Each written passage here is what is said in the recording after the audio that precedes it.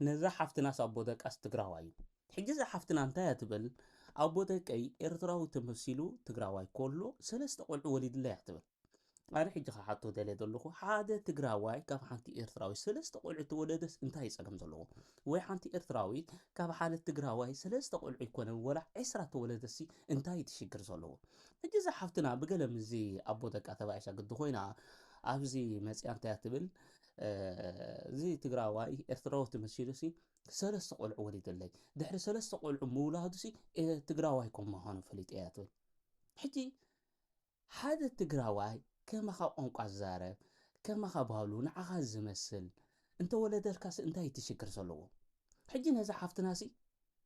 وليد الله سلس قلع وليد الله زلو سفت إيرومي حجي خان كالو خوينا أبز مسيا إرتراو تمثيلو سلس قلع وليد الله كتب القلاس انت خد قبر يا مسيا انت خد ول مسيا مش مال كتب باس يا مسيا إذا تقراواي زكوا سبي فوت إيرو دولو خاب حانتي إرتراو حجي نحنا دينا مسوون باس እንታይ ስለ ዝኾንከ ክብስ መፅእ ክትዛረቢ ተባኣሽ ከለኹ ብዝኾነ ምኽንያት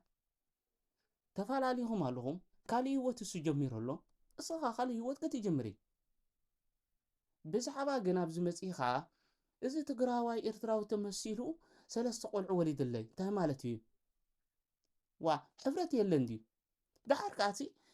ሓደ ትግራዋይ ካብ ሓንቲ ኤርትራዊ ተወለደስ እንታይ ፀገም ዘለዎ እንታይ እዮም ተጋሩ እኳ ሰባት ከማነ እዮም ዋ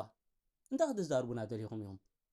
ተጋሩስ ወላ ሓንቲ ሽግር የብሎምኒ ከማና ሰባት እዮም ከማና ለዋሃት ብሩኻት ሓደ ክልተ ገዲፍካ ጥዑያት እዮም ተጋሩ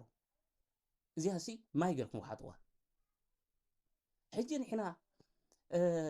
ወይ ካብ ዞባ ማእኸል ስለ ዝመፃና ወይ